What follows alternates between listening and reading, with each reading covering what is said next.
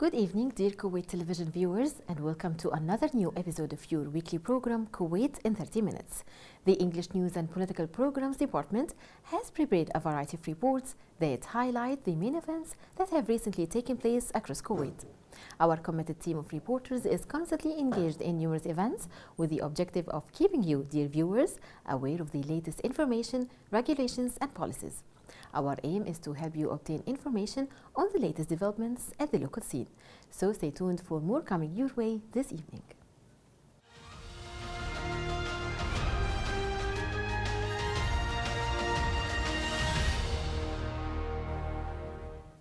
In our first item tonight, the Environment Public Authority signed a 5-year agreement with the National Incubator. The National Incubator is a company that offers support and mentoring for business in Kuwait. The aim of this agreement is to create more industrial and manufacturing business in Kuwait to diversify Kuwait's economy. Here is more with this report with Saleh Labedi.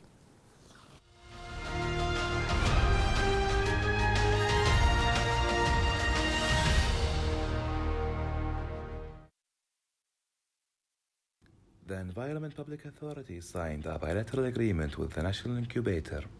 The agreement will be binding for 5 years, whereas the National Incubator will support small and medium startups targeting industrial and manufacturing businesses.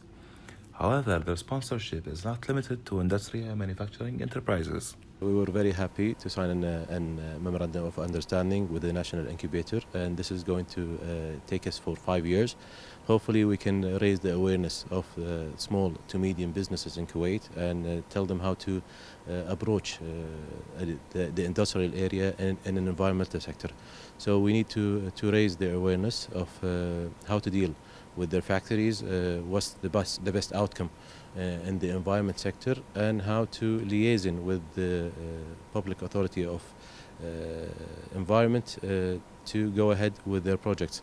I thank the national incubators today for being here, and hopefully they can spread the awareness of environment into these small and medium businesses. We need to focus more in the industrial sector in Kuwait. We need to get a better understanding of what we need in Kuwait and where we're going to reach in the future. So having a liaison with some of these small and medium businesses, we can reach our goal, which is having another sort of income in Kuwait rather than oil. And with these projects, we can support our national income. So thank you very much for them for being here, and hopefully we can have more projects in Kuwait. We are very glad, for this signing today ceremony with the Environmental Public Authority in Kuwait. The main purpose of signing this agreement as a national incubator company, we are trying, to change and shift the mindset of the youth towards the industrial. Kuwait started from before the oil, with crafts, with the industry, with the trade, and after the oil, what we saw and realized that the people started to just focus on something called certificate and forget exactly how to build up your entrepreneurship, what to do if the certificate gonna do something about your life, let's say, stream, the way how you think. This is all started to vanish. So in the future, the main vision of this company is to change that culture, the mindset of the youth, so they can start working on it, developing their mindset towards the industrial, so they can at least start their small and medium businesses. The businesses that the National Incubator will support and mentor will be great for the environment and will diversify Kuwait's sources of income, as well as create more working opportunities in Kuwait. Today we are here in the Environment Public Authority, where a bilateral agreement has been signed. This is Saleh Labedi reporting to you for Kuwait in 30 Minutes.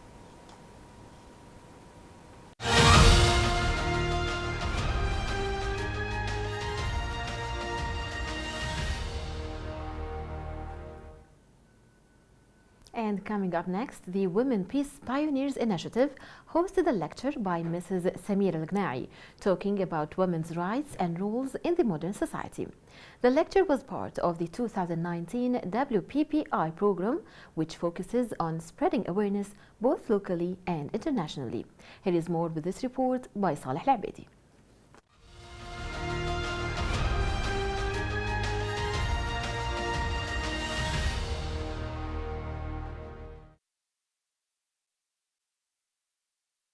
Ms. Samira Al-Jna'i spoke about women's role in modern Kuwaiti society in efforts to empower women and to gain gender equality in Kuwait.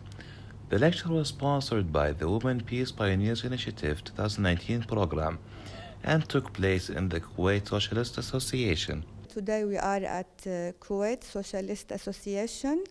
I am from Women's Peace Pioneers Initiative. Today we are starting our cultural season for the year 2019.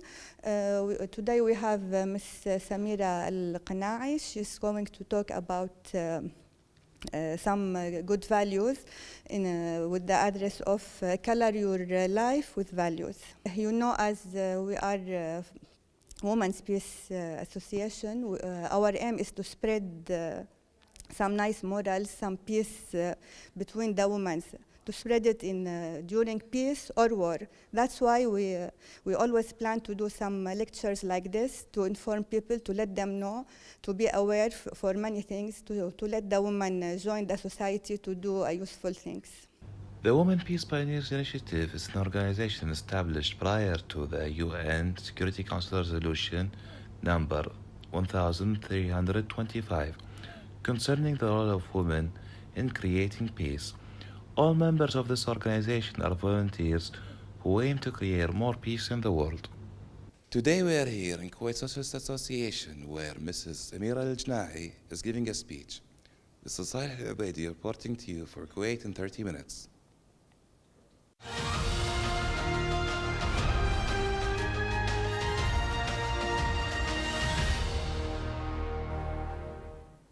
A press conference was recently held at the Chairman's Club, Kipco Tower, where Lord Mayor of the City of London, Global Ambassador for the UK's financial and professional services industry, Peter Estlin, addressed the audience on a number of issues, including opportunities in emerging areas such as fintech and green finance.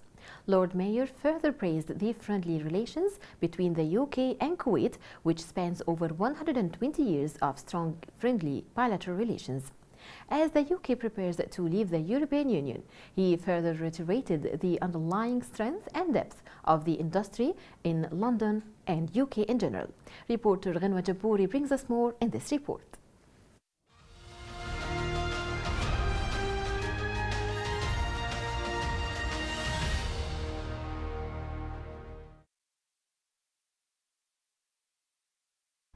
Addressing the audience at a press conference that took place at the Chairman's Club at Kipco Tower, Lord Mayor of London Peter Estlin spoke about the 120 years of strong, friendly bilateral relations between the UK and Kuwait, which has led to numerous healthy economic and investment relations till date and continue to witness growth. Thank you for the question. Definitely, indeed, it's a significant visit and a significant speech by the Lord Mayor of the City of London.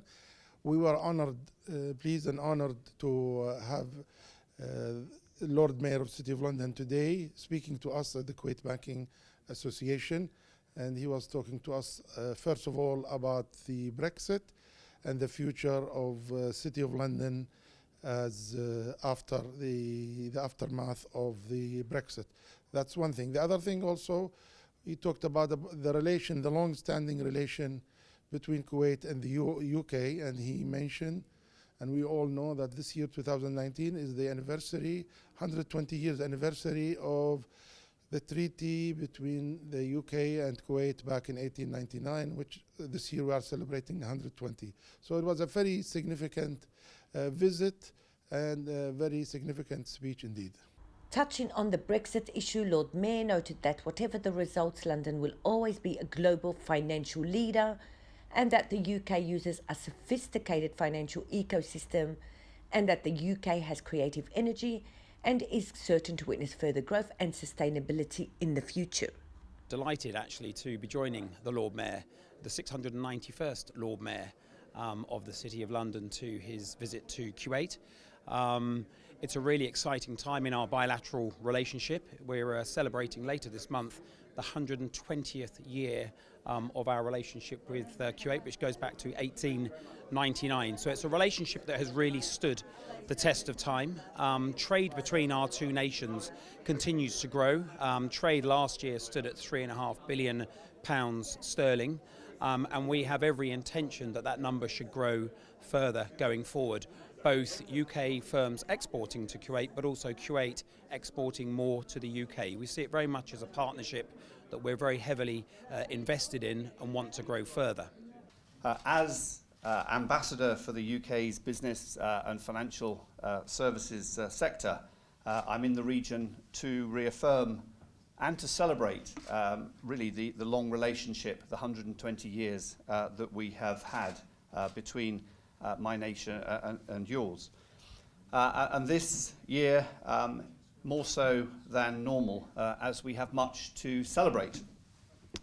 As we've heard, obviously the 2019 and next week marks the 120th anniversary.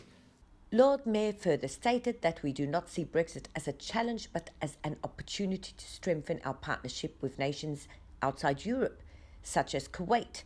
Further noting, last year, Kuwait-UK bilateral trade in goods and services totaled £3.5 billion, an increase of 8% from 2017. Lord Mayor of London visits Kuwait and delivers a speech about the strong relations between Kuwait and the UK. From Kipko Tower, I'm Gemma Jaburi reporting to you for Kuwait in 30 minutes.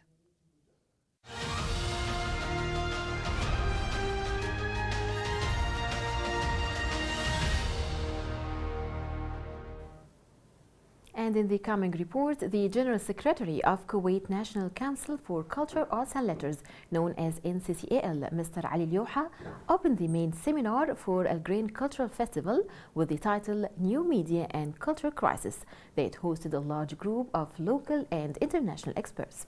Reporter Hanadi Leblouchi brings us more in this report.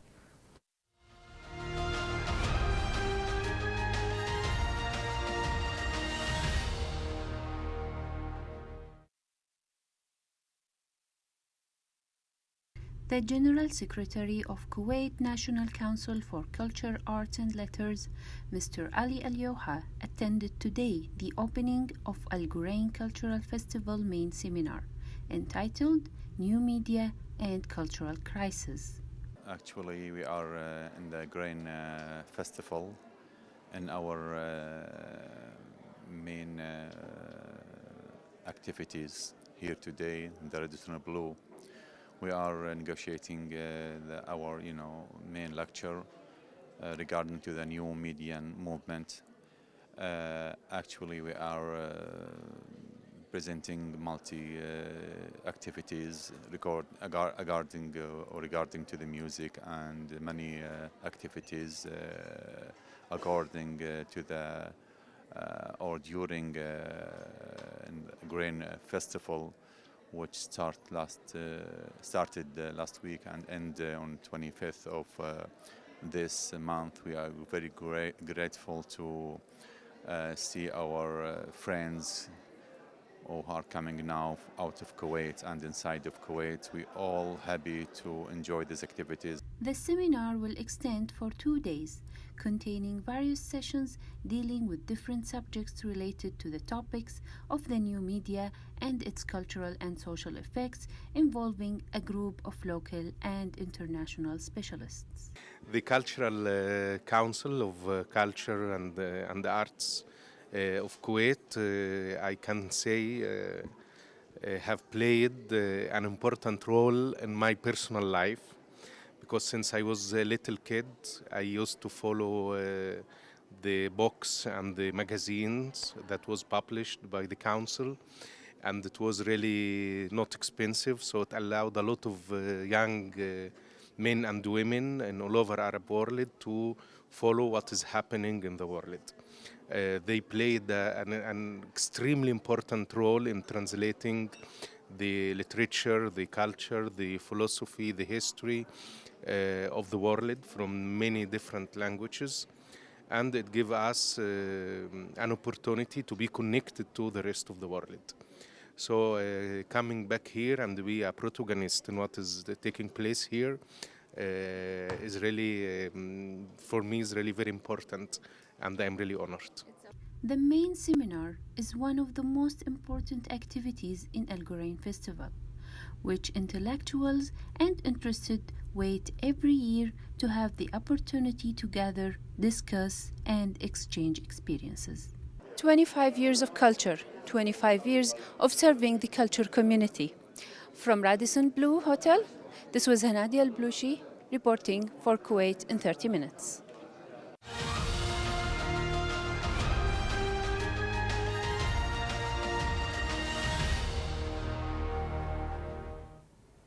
Nazaha's Integrity for Development Forum was held in support and to strengthen the national anti-corruption strategy.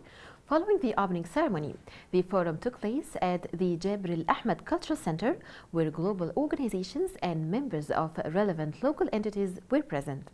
More from our reporter Najla Sadiq in this report.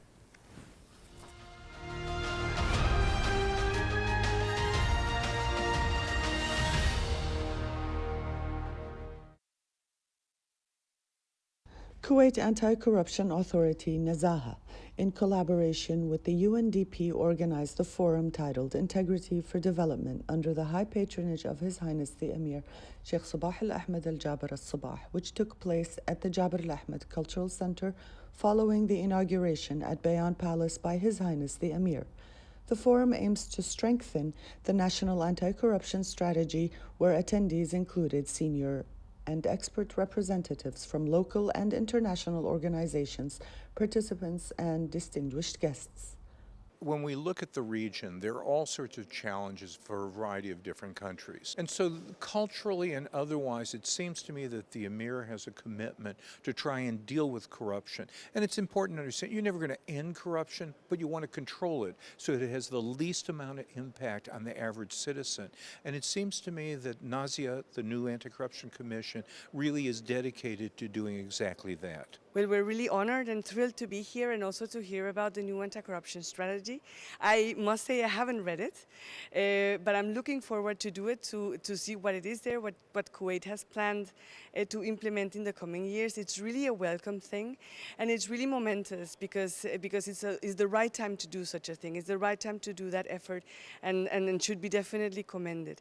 We're also looking forward because this is a year where this UNCAC, the UN Anti-Corruption Convention, has a conference of state parties in the region at the beginning of December. We're hoping that within this effort, Kuwait will also adhere to a transparency pledge within the UNCAC, will publish its evaluation reports, its reviews, will welcome input from civil society, from citizens in Kuwait, and will publish its full report. Nazaha has been successful in fulfilling the mandate to establish principles of transparency and integrity according to the United Nations Convention Against Corruption and the development of a national anti-corruption strategy. Today is the first international conference that Nazaha is running under the title of Integrity for Development. And this is the first of its kind where we are celebrating the launch for our national anti-corruption and integrity strategy in the state of Kuwait. So this is a platform where we are inviting a lot of experts, a lot of alike authorities in the region and in the international arena to come in and shed light onto the launch of our Kuwait national strategy for anti-corruption, and it's the first of its kind. This conference, which we are not only participating in as UNDP, but we are also partnering for its organization, is an important platform that the state of Kuwait is providing for two main purposes. One, to promote the efforts of Kuwait in the area of integrity and anti-corruption, and ensure that these efforts are reinforced by peer learning and exchange with other countries. This is one. The second one is to contribute to the global dialogue on the linkage between integrity and sustainable development. The highlight of the event was the announcement of Kuwait's Declaration on Integrity for Development, which will provide a number of conclusions and recommendations that will become part of the global dialogue on the issue of integrity for development and linkages between anti-corruption and sustainable development goals, a reference document for the new global strategies, a major contribution to global dialogue. From the Jabr al-Ahmed Cultural Center, the Kuwait International Forum, Integrity for Development by Nazaha, brings together expertise from around the world to discuss the pertaining matters to Nazaha. This is Najla Sadiq reporting to you for Kuwait in 30 minutes.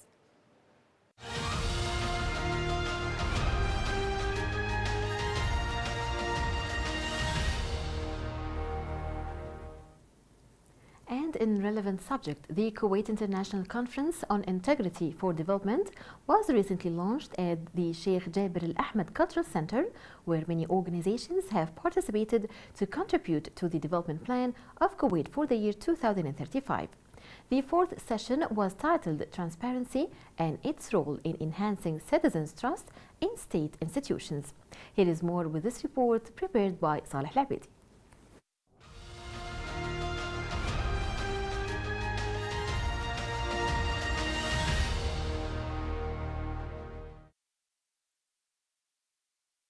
The fourth session of the Kuwait International Conference on Integrity for Development, which was titled Transparency and its Role for Enhancing Citizens' Trust in State Institutions, gained international attention as speakers and spectators attending the conference from various locations from around the globe to discuss how transparency will enhance citizens' trust and how will that contribute to the development plan for the country. The conference is a great initiative of Kuwait. It shows a senior political commitment to fight corruption, and I think the sponsorship by His Highness Emir is just a very important mark on the very senior political commitment to fight corruption. Today we talked about transparency, the importance of transparency, and where I personally talked about some of the interpretations of transparency in the world of anti-money laundering. We talked about the beneficial ownership and the right to get to the beneficial ownership as a very effective way to implement transparency and really fight corruption. Because if you don't know who is the beneficial owner of an entity or the guy behind the transaction, I think there isn't much to do about fighting corruption. It will be always very limited and you will not reach the final ends. My objective in speaking today was to talk about how transparency of information and the trust of the citizens is critical to fighting corruption. Kuwait will be successful if they make information publicly available about what they're doing, how they're spending the money, how the government makes decisions, and what the government timelines and processes are, because then the citizens and the domestic and international business community will know what to expect and will trust the government more. And so I wanted to explain how that's crucial to improving, reducing corruption and improving trust in the government in Kuwait. Well, as you will know that the Kuwaiti Anti-Corruption Commission, Nazaha, is a very fairly new institution. Since established in 2016. So this conference, in my view, has been an opportunity to help Nazaha develop. It has launched a national anti-corruption strategy and is thinking about how to build this institution in conformance with UNCAC, that's the United Nations Convention Against Corruption. So we're grateful that we've been invited to come here and provide some support in terms of our experiences in different organizations in different countries to support the national strategy and to also support the development of Nazaha into the quality of national institution that UNCAC wants it to be.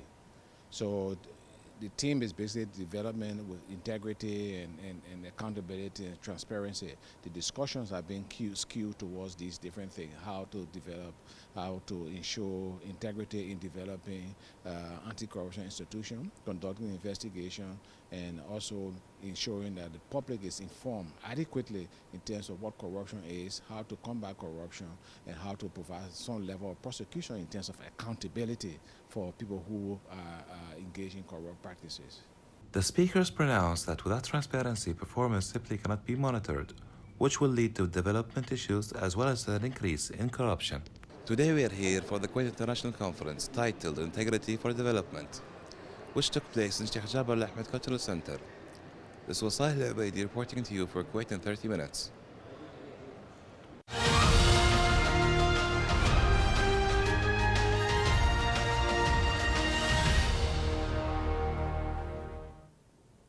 And on the same subject, the Kuwait International Conference on Integrity for Development continued its activities at the Sheikh Jaber Al Ahmed Al Sabah Cultural Center.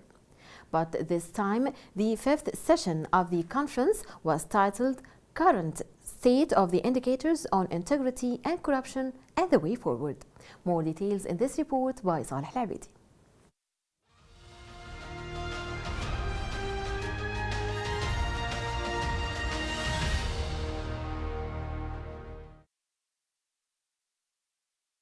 The fifth session of the Kuwait International Conference on Integrity for Development, which was titled Current State of the Indicators on Integrity and Corruption and the Way Forward, which was mediated by the Deputy Prime Minister and Minister of State for Cabinet Affairs, Mr. Anas Saleh. We came to learn today that those indexes are built on different pillars, and and we understood now from the experts how those pillars are being established.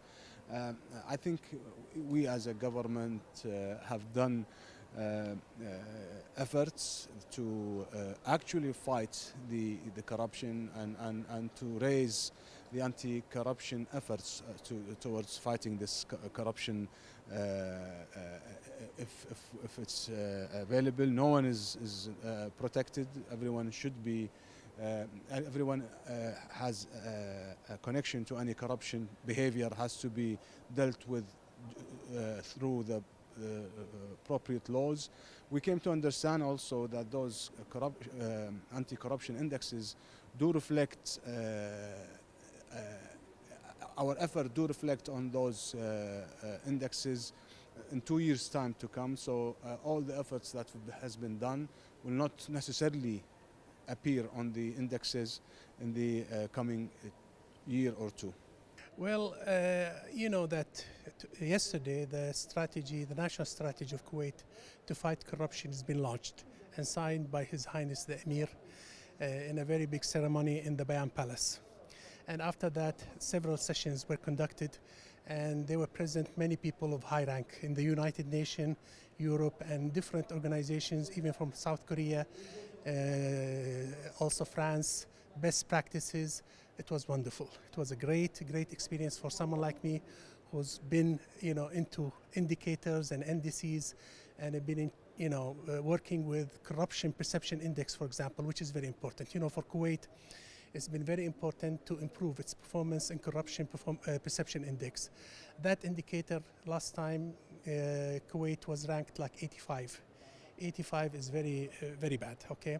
And I believe, hopefully, that with this kind of thrust and also the initiatives that we are seeing through legislation, through also coordination and cooperation with international organizations, hopefully things will get better. I've heard so many good ideas and so many good proposals, and I'm very optimistic, hopefully. But people have to be careful, because for you to realize change, it takes time. That indicator, unlike other indicators, is dependent on perceptions. And perceptions has to do with the mental thought of people about corruption. And that doesn't change overnight, unfortunately. It takes a long time, usually 2 to 3 years, for you to change the people's perception about how things are in terms of the government's seriousness in fighting corruption, and also implementing all these initiatives to improve the status of transparency, access to information, and all of these great initiatives. First of all, it was my honor to be invited to this conference. I believe we need this conference urgently, and we had many conferences almost similar to the same subject before, and I believe the state of Kuwait will continue to have this kind of conference for the benefit of Kuwait. Transparency and corruption is so important for any country. You know, when the more you have transparency, and the more you have information open to everybody, the more the conference, the country could be better and better in performance. Also, when you open the information for the public, then anybody can get the information they want, including the technical information, economical information, political information, all kind of information. In Canada, there is what we call Statistics Canada, and this center is for also information that anybody can call this center and get the information they want. During the session, experts shared their knowledge and experiences on how to combat corruption and how to set the nation on the right track, which would reflect positively on Kuwait's 2035 development plan, if implemented. Today we are here for the Kuwait International Conference titled Integrity for Development, which took place in Sheikh Jaber Al Ahmed Cultural Center. This was Sahil Ubaidi reporting to you for Kuwait in 30 minutes.